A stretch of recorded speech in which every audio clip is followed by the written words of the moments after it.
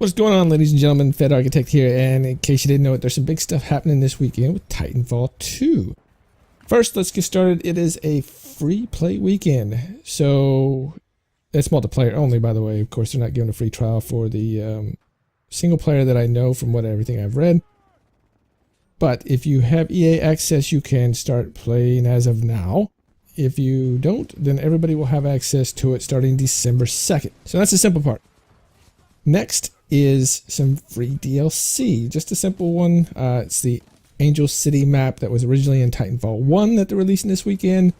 And if it's something you really love and you really want to play, from the developers, they said they are creating a 24/7 playlist, meaning if you just want to play Angel City all day and all night, you can. So that playlist will be a mix of attrition, bounty hunt, and amped hardpoint. And they will keep that open as long as it is popular. So if everybody keeps playing it, they'll keep it up. It's kind of like the 24/7 crap from Nuke City or whatever heck that map was that I hated that everybody seemed to love. But anyway, Angel City will be available. It's also going to be on every playlist anyway, so it's going to be there. But if you want to play it 24/7, have at it. Now with that DLC associated with the free weekend, I'm guessing that's why they did it. There's also a patch that went out that has some interesting changes to it. And I won't go into every one of them. I will provide a link in the description that you can click on if you want to read every little thing that is going on. But we'll go over some of the important parts. First, some new Titan kits. Ronin will get a phase reflex. So when doomed, Ronin will phase out of danger. I don't know if that's automatic or if there's going to be how it's going to work. They don't really go into the description, but sounds interesting. North Star will get threat optics. Enemies will be highlighted when you are zooming in. Scorch will get scorched earth. His flame core will ignite the ground, leaving thermite in its wake. Legion will get a hidden compartment. Power shot will have 2 charges. Tone gets the burst loader, which I'm a Tone guy, so this is great for me. Probably not so much for everybody else who hates Tone. But aiming will allow the 40mm to store 3 shots to burst fire. That's going to be really cool. It means I don't have to fire 3 shots quickly to get my lock on, and neither will anybody else. But there is a counter to this for some things. I'll get into that a little bit later. And then Ion will have a refraction lens, and what this will do is his splitter rifle will split 5 ways. I'm not sure what advantage that is, but hey, maybe somebody asked for it. People loved it or wanted it. I don't know. And then there's a couple other new weapons, small little pistols that you can look into and see what there is. I don't use pistols a lot, but some people do, so there you go. Okay, so there was a whole bunch of balance changes as well. And I'll go over a couple of those. And like I said, there's a whole list you can look into and read them all your own. They're not that important, but some of them I thought were pretty cool. Was killing auto titans will now count towards a killing spree and contribute towards your camo unlocks. Now, when I first read it, I thought it just said killing titans would do it. And then I realized it was saying auto titans, which I didn't realize hadn't done it before, but it makes sense that it didn't. But now it does. So if you're on a 5-person killing spree, 10, 20, whatever. If you're a superstar and whatever, there you go. You get, it now counts even if the person isn't in their titan, it's an auto titan. Cool. Ronin's phase dash and phase reflex that he's getting will now remove Tone's lock-on markers. So that's counter to the burst fire, or the kind of thing that is, I think, the reason Tone now has a burst fire. So if you shot Tone before you shot at Ronin, even if he phase shifts, your little lock-ons were still there after he came out, and you could fire. Now, once he phase shifts, they're gone, and you have to start over. But so even if you get him with the burst, if you can't fire those rockets before he phase shifts, they're gone. Something that I use a lot, and I see a lot in the game, is the cloak.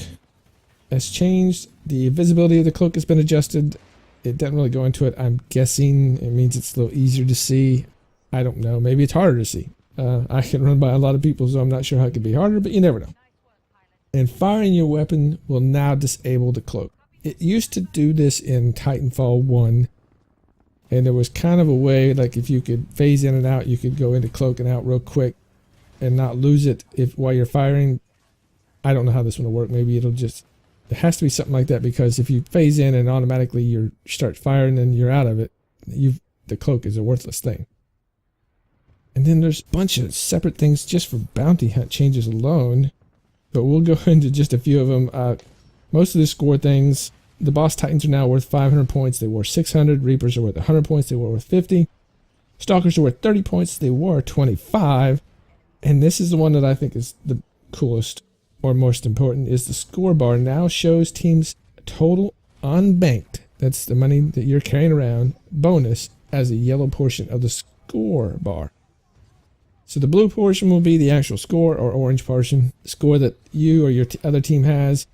The yellow portion is the portion that they're carrying around, so if you can go get that portion, you know, it's all, half of it is yours anyway.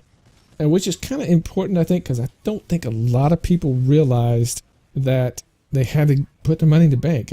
I know that sounds crazy, but I swear I've been on so many teams where people would kill and thought, they had to have thought that the money that they were collecting was going towards the total, because they would readily deposit it. I know there was no way we were drilling that bad. Now, sometimes we were because, you know, we sucked, but that's beside the point. So anyway, I hope that helps. I hope that makes people realize that they're carrying around, but they probably won't. Some people won't even look at it. All right, so then there was some weapon changes as well. I won't go into them. I'll just tell you the weapons that have changed. Most of them have increased damage, pilot damage anyway, and those are the Flatline, the Volt, the R97, the Spitfire, the L-Star, the Double Take, the EPG, and the Thunderbolt. Those all have either had a slight increase or a decrease in their damage. If you use one of those, go look at the list. It'll break it down and tell you what is what, and that is it. There's also some bug fixes that they sent out in this patch, which makes it a true patch. And what that did, here's a couple of them real quick. Disabled the ability to earn double XP during private matches. I had no idea this was a thing. I don't do private matches. I will, but I find that it was crazy that you could earn double XP. I don't even know if most games you earn XP period when you're in private matches, but hey, that's cool. They fixed an issue on Blood Rust where players were getting stuck in a death loop. Never had that happen to me, but apparently it's a thing. And finally, they fixed the issue of Kraber shooting through bubble shields. Once again, never happened to me, so I don't know what all this stuff is. The last bit of news that comes out is they also have some pay content, which I know some people don't like, but it's just cosmetics. People get over it. It's cool. With the free DLC and all the stuff that's coming in this game, support them and pay the little $2 or $3 it is for some of the stuff if you want. I know I will. And those things are all on there. You can see there's some stuff, some Prime Titan stuff, some art packs, call sign packs, camo packs.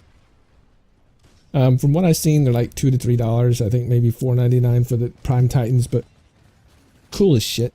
And stuff that I'm gonna do, I won't do them all, but I'll do a few of them just because I want to support Respawn and the way they're doing things the right way.